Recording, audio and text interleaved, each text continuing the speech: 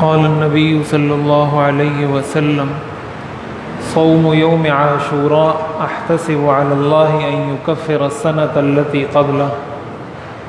حضور نبی کریم سرور دو عالم صلی اللہ علیہ وسلم نے ارشاد فرمایا، عاشورہ کا روزہ مجھے اللہ کی ذات سے امید ہے کہ پچھلے ایک سال کے گناہوں کا کفارہ بن جائے گا۔ یہ صحیح مسلم کی روایت ہے۔ حضرت ابو قتادہ رضی اللہ تعالی عنہ اس حدیث شریف کے راوی ہیں۔ اس حدیث میں حضور صلی اللہ علیہ وسلم نے عاشورہ یعنی 10 محرم کو عاشورہ کہا جاتا ہے، 10 محرم کے روزے کی فضیلت بیان فرمائی ہے، اور وہ فضیلت یہ بیان فرمائی کہ اس سے اللہ تعالیٰ انسان کے پچھلے ایک سال کے گناہوں کو معاف کر دیتے ہیں۔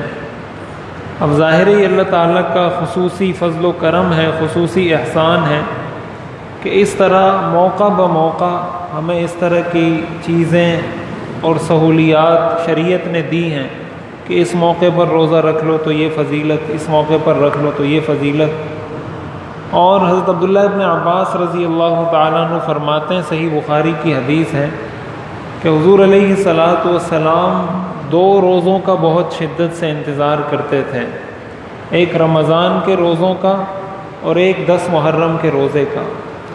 رمضان کے روزے فرض ہونے سے پہلے 10 محرم کا روزہ فرض تھا۔ جب رمضان کے روزے فرض ہوئے ہیں تو 10 محرم کے روزے کی جو فرضیت تھی وہ اسلام میں منسوخ ہو گئی، لیکن اس کا سنت ہونا اب بھی برقرار ہے۔ یہی وجہ ہے کہ حضور علیہ السلام یہ روزہ رکھا کرتے تھے۔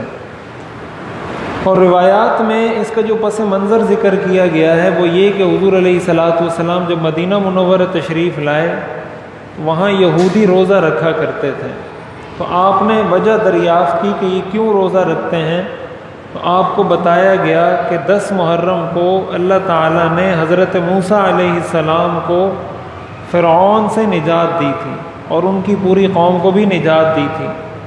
اس کی خوشی میں اور اس کے شکر میں یہ لوگ 10 محرم کا روزہ رکھتے ہیں۔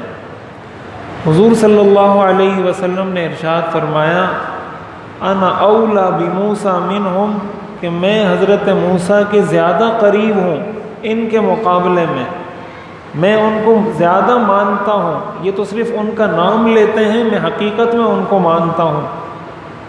اور پھر حضور علیہ السلام نے یہودیوں کی مخالفت کے لیے مسلمانوں کو یہ حکم دیا، صوموا یوما قبلہ و یوما بعدہ، کہ 10 محرم سے ایک دن پہلے یا ایک دن بعد روزہ رکھ لیا کرو، یعنی 10 محرم کا روزہ بھی رکھو اور اس کے ساتھ یا 9 محرم کا روزہ ملا لو یا 11 محرم کا روزہ ملا لو، تاکہ یہودیوں کے ساتھ مشابہت نہ رہے۔ اور آپ نے یہ بھی فرمایا، لئن عشت الی قابل لأصومن التاسع، کہ میں اگر اگلے سال تک زندہ رہا تو میں 9 محرم کا روزہ بھی ساتھ رکھوں گا۔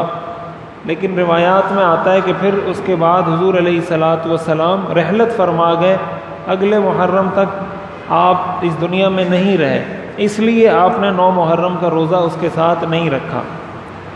تو اس سے ہمیں یہ چیز معلوم ہوتی ہے کہ ایک تو ہم اس چیز کا اہتمام کریں، کوشش کریں، اپنے گھر میں اس چیز کا ماحول بنائیں، بچوں کو بتائیں کہ اللہ تعالیٰ کی طرف سے اتنی بڑی ایک آفر ہے، اتنی بڑی ایک پیشکش ہے کہ 1 سال کے گناہ اللہ تعالیٰ اس کے ذریعے معاف کر دیتے ہیں، اتنی زیادہ فضیلت انسان کو حاصل ہو جاتی ہے۔ ایک تو اس چیز کا اہتمام کرنا چاہیے۔ تو صرف 10 محرم کا روزہ رکھنا بھی جائز ہے، لیکن علماء نے لکھا ہے کہ مکروہ تنزیہی ہے۔ اگر کوئی شخص صرف 10 محرم کا روزہ بھی رکھے تو وہ اس کو بھی سنت کا ثواب حاصل ہو جائے گا، لیکن زیادہ بہتر یہ ہے کہ 10 محرم کے ساتھ ایک روزہ اور ملائے، یا 9 محرم کا یا 11 محرم کا، تاکہ حضور کی دوسری حدیث پر بھی عمل ہو جائے۔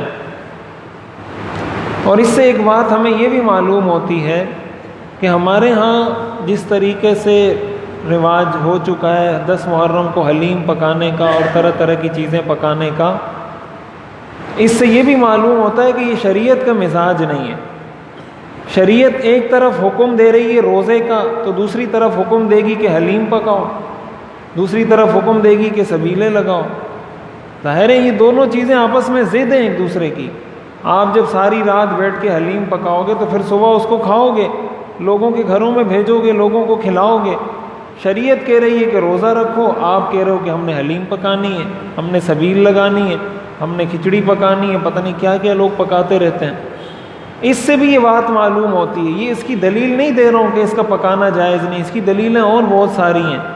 یہ تو چونکہ اس حدیث میں روزے کا حکم ہے تو بتا رہا ہوں کہ اس حدیث سے بھی یہ بات معلوم ہوتی ہے کہ یہ چیزیں اسلام کا مزاج نہیں ہے۔ اسلام جب کسی دن کے شکر کا حکم دیتا ہے یا کوئی ایسا موقع ہوتا ہے تو اسلام یہ کہتا ہے کہ روزہ رکھو، یہ نہیں کہتا کہ زیادہ سے زیادہ کھاؤ۔ یہ اسلام کا مزاج نہیں ہے۔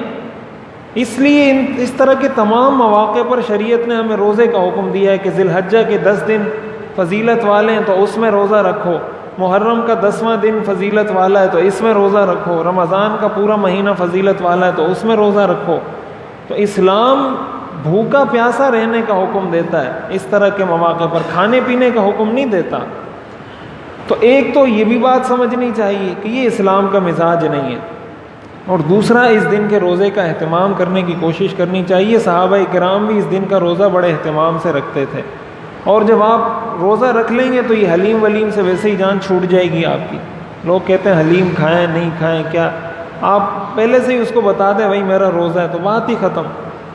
تو اس بدعت سے بھی بچ جائیں گے، اس غلط کام سے بھی بچ جائیں گے، سنت کا ثواب بھی حاصل ہو جائے گا، اور یہی سنت کا فائدہ ہوتا ہے۔ جب سنت آتی ہے تو بدعت ختم ہوتی ہے، اور جب بدعت آتی ہے تو سنت ختم ہوتی ہے۔ یہ ایک دوسرے کی ضد ہے۔ جب سنت زندہ ہوتی ہے تو بدعات خود بخود ختم ہو جاتی ہیں، اور جب بدعات رائج ہونا شروع ہوتی ہیں تو سنتیں خود بخود ختم ہونا شروع ہو جاتی ہیں۔ سنتوں کو زندہ کریں، انشاءاللہ بدعتیں اس کے ساتھ خود ختم ہو جائیں گی۔ اللہ تعالی ہمیں عمل کرنے کی توفیق عطا فرمائے۔